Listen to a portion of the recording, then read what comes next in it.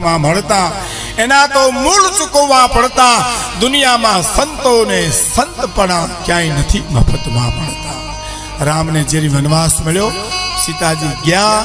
હવે સાંભળજો, બહુ ઝીણી વાત છે, મહાપુરુષોની વચ્ચે કહું છું કે રથમાંથી ઉતરી અને સીતાજી 10 ડગલા હેલા ને એટલે તરત જ બોલ્યા, રાઘવ હજી વન કેટલું છેટું છે.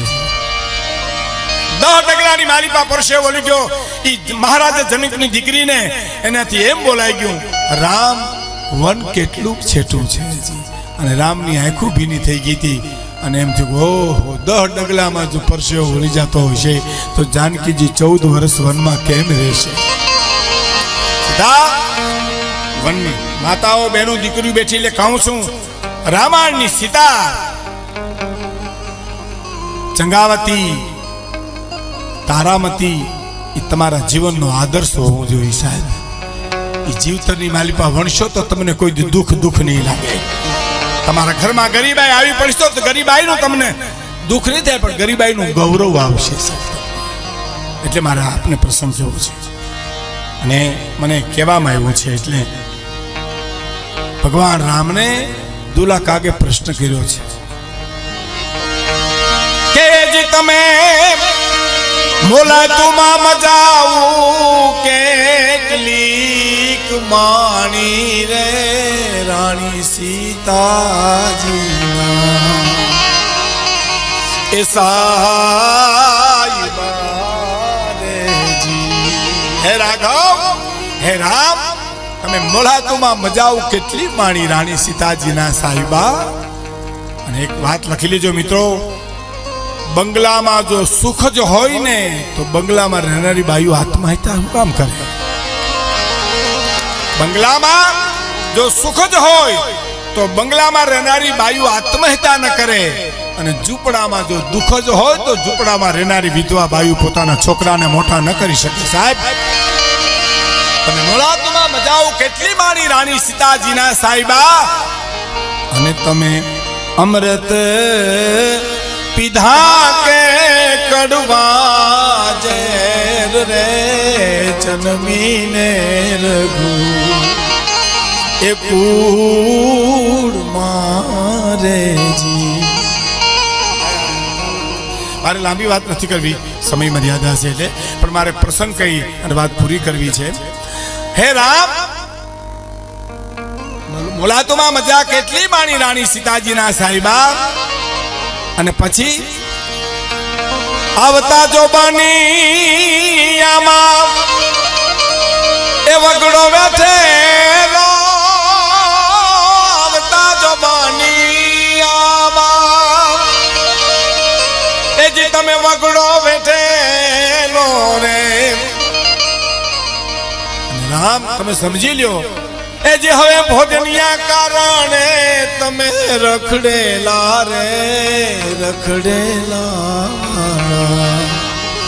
એ રાન મારેજી. તમે મુલાતુમાં મજાવું કેટલીક મોણી અરે રાણી સીતાજી. છેલ્લી કડી અને છેલ્લી વાત કે વનમાં સુકાણી સીતા રઘુકુળના વંશ કેરી વેલડી રે. વનમાં સુકાણી સીતા તારા વંશ કેરી વેલડી રે. વનમાં સુકાણી સીતા એ તારા વંશ કેરી વેલડી રે.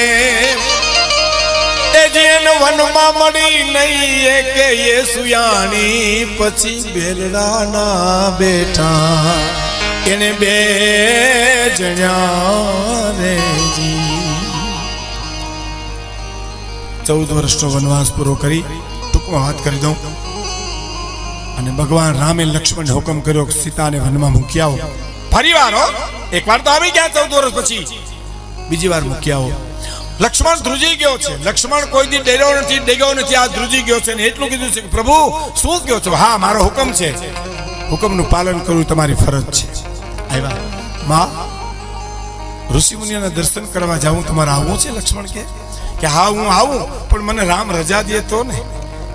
અને ડરી ગયો, એમ થયું હાય હાય હાય, રજા લઈને તો હું આવ્યો છું. પૂછ્યું માવું રજા લઈને આવ્યું એમ? રથમાં બેસી ગયા પાછા.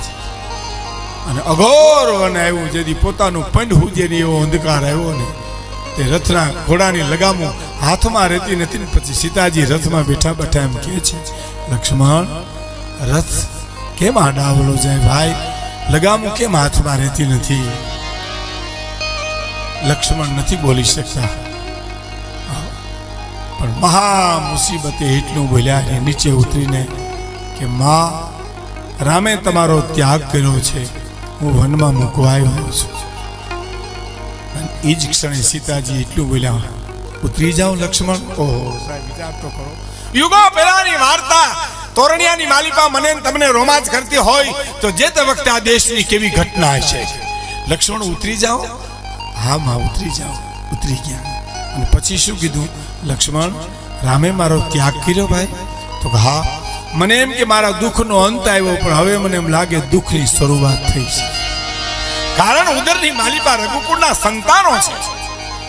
અને એટલું કીધું છે, લક્ષ્મણ મારા સામે તો એકવાર જુઓ.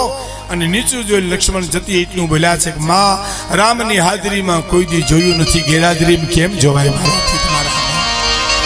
કારણ કે સીતાનું હરણ કરી અને રાવણ જેથી લઈ જતો હતો, તમામ અલંકારો રસ્તામાં સીતાજી નાખતા હતા નિશાની રૂપે. એ તમામ અલંકારોને ભેળા કરી ઝાડને છાંયે લક્ષ્મણને રામે એટલું જ પૂછ્યું હતું કે હાર સીતાજીનો છે કે નહીં? કે પ્રભુ હારની મને ખબર નથી, પણ ઝાંઝર તો મારી માં જાનકીજીના જ છે. એમ તો હા, તમે ઝાંઝરને ઓળખો અને હારને ન ઓળખોનું કારણ કે હું કાયમ ઉઠીને પગે લાગતો, હું ઝાંઝર કાયમ જોતો, પણ મેં કોઈ દી સામે જોયું નથી. પ્રભુ હું હાર કેવી રીતે કહું કે સીતાજી છે? હું કેમ કહું તમને? અને મિત્રો સાંભળજો, સીતાજી લક્ષ્મણને એટલું કે લક્ષ્મણ કોઈ દી ડરે નહીં. લક્ષ્મણ જતી છે, શેષાય અવતાર છે સાહેબ. ફૂકા પરશુરામના ફૂકા છકા છોડાવી દીધા, ધનુષ ભંગ થયો. અને ખબર પડી પરશુરામને કે જાણ થતા પરશુરામે આવી ચડ્યા, કોણ જાયગો ધનુષ તોડનારો? તારે વીર લક્ષ્મણ કહે, આ ક્ષત્રિયને પૂછવા અર્થ શું કહે? કહો તે તમારો, અમે ભાગ્યું છે, અમને ગમતું તું, જોતા હતા મારા ભાઈ એડાન તૂટી ગયું. લ્યો લક્ષ્મણ એટલી વાત કરે, એડાન તૂટી ગયા, પ્રકૃતિ ક્યાં જાય પરશુરામની? કે આને મારા આગળથી લઈ જાઓ, હું આને કુવાડેથી મારી નાખીશ, મને બાળ હત્યા લાગશે. એટલે લક્ષ્મણે શું કીધું કે ક્યાંય લઈ જવાની જરૂર નથી, આંખો વીચી જાઓ, તમને કાંઈ નહીં દેખાય. અને પછી એમ કે છે કે રામ આને લઈ જાઓ. અને રામે ઈશારો કર્યો. આ બહુ સરસ છે રામાયણમાં. લક્ષ્મણ બાધી આવે, રામ કરગરી આવે. આમ જ જીવાય. બે બાધોકડા હોય તો પાળિયા થાય, અને બે કરગરતા હોય તો બારવટિયા ખપેડા ફાડી જાય. રામાયણ જીવતરનો ગ્રંથ છે. આ ઈશારો કર્યો, વયા જાઓ લક્ષ્મણ જાઓ. પણ જાતો ગયો ને કેતો ગયો સાહેબ. શું કેતો ગયો? કે બેર લક્ષ્મણ વદે ફરસી દર ફરક માંગન ફોક ગુમાન સગડું ઉતારું, પણ મેર આવે મને બી પ્રસંગ હારતા કુળની રીત રૂડી સંભાળ. એક મિનિટની માલિપા પરશુરામ હું તમારા રાય રાય રેવડા કટકા કરી નાખું, પણ મેર આવે મને વિપ્ર સંહારતા. અમે રઘુકુળના સંતાન છીએ, અમારાથી બ્રાહ્મણ ઉપર હાથ ન ઉપાડાય. એ લક્ષ્મણ આજ સીતાજીને સામે ગાય જેવો થઈ ગયો છે સાહેબ. ગા ઊભી હોય ને એમ લક્ષ્મણ.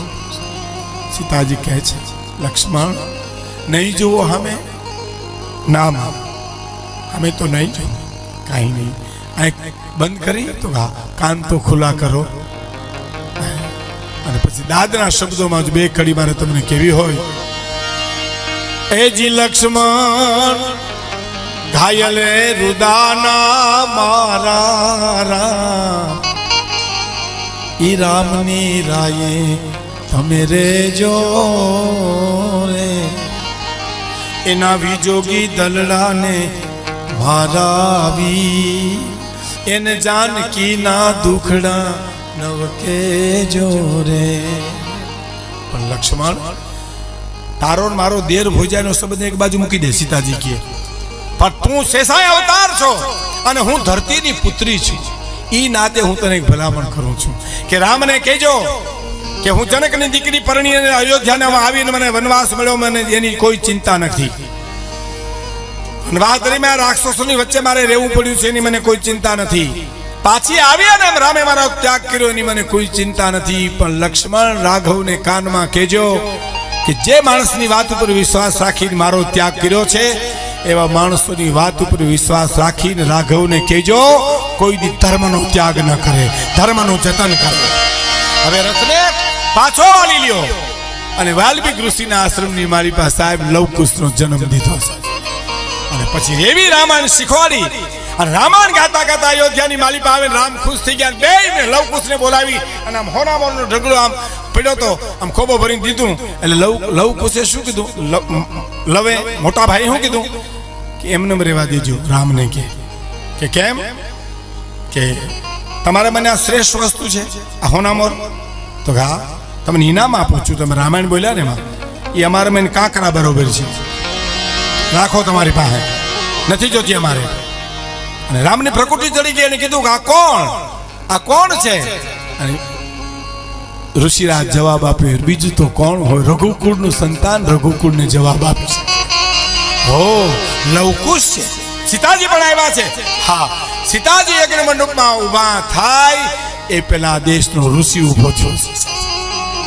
કીધું છે કે જો સીતાજી કલંકિત હોય તો મારી સાધના બલિયાને ભસ્મ થઈ જાય, મારી તમામ સાધના બલિયાને ભસ્મ થઈ જાય. જો સીતાજી કલંકિત હોય તો એ ધરતી મંડી ધ્રુજવા દિગ્પાલોના હાથમાંથી ધરતીના છેડા છૂટી જાય છે એવું કંપારી છૂટી.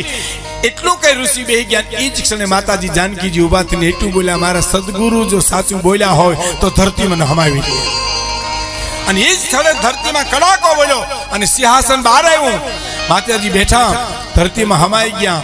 પણ ઓઢણાનો એક છેડો બહાર રહી ગયો. ધરતી ભીળાણી ને એમાં કોઈ કવિને પૂછ્યું કે આનું કારણ એક જ છે કે રામને જો આંસુ આવે અને ધરતી ઉપર પડે તો એ આંસુ પાતાળમાંથી સીતાજીને બહાર લાવે. આ ધરતીનો છેડો એટલા માટે રાખ્યો સીતાજી કે આંસુને ઝીલશે, એ મારો છેડો જ ઝીલશે, બાકી તાકાત નથી એના આંસુને કોઈ ઝીલી શકે. ઈ સીતાજી કે વનમાં સુકાની સીતા વન કેલવેરી વનમાં સુકાની સીતા વન કેલવેરી રે તેજને વનમાં એ મળી નહીં કે એ સુયાણી રે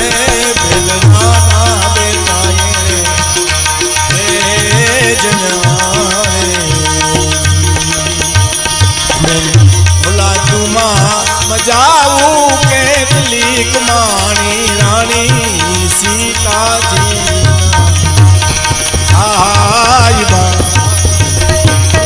એક જ મિનિટ સાંભળજો મિત્રો મને કે એને વનમાં મળીની સુયાણી બેલડાના બેટા બે જણા. હવે મારા તમારા જીવનની એક વાત કરી દઉં. આપણે ત્યાં દીકરી અઘણીનું આણું વરીને આવે ને ગામડામાં, ને પછી એને દીકરાનો જન્મ થાય ને પછી હાહરવેલમાંથી લાડવા લઈને આવે અને પછી 3 મહિને એવી ટપાલ આવે એ યુગમાં આપણે કે અમે અમારા દીકરાની વહુને અને અમારા દીકરાને તેડવા આવીએ છીએ. અને તેડવા આવીએ છીએ ટપાલ આવે એટલે ગામડાનો માણસ મરદ હોય, મરદનો દીકરો હોય, મૂછે લીંબુ લટકતા હોય, પણ 1 પૈસા ન હોય એટલે ઘુમરે ચડ્યો. કારણ કે ઘોડિયું લેવું છે, 4-5 જબલા લેવા છે. એટલે વેપારીના પગ પકડે, થોડાક પૈસા આપો ને. કોની ઉપર આપો? મારા બાપની ખાનદાની ઉપર આપો ને. ખાનદાની ઉપર રૂપિયા ન મળે કે હું આ ભાવ નહીં ચૂકવાય તો આવતો ભાઈ તાર પેટ અવતાર લઈને ચૂડકું દઈશ. મારી દીકરીને તેડવા આવે, મારે આ ઘોડિયું લેવું છે, 4 જબલા લેવા છે. ઘરે ઘોડિયું લઈ આવે, જબલા લઈ આવે. હું તમે બે જાણીએ છીએ જનકની દીકરી હતી, રઘુકુળની પુત્રવધુ હતી. એ સીતાજીના દુનિયાના માણસોએ ઘોડિયાય નથી લેવા દીધા અને જબલાય નથી લેવા દીધા. સાહેબ, લોકના સાગર વિશે કોઈ નાવથી તરસ્યો નહીં, 2 રંગની દુનિયા તણા ધોખા કદી.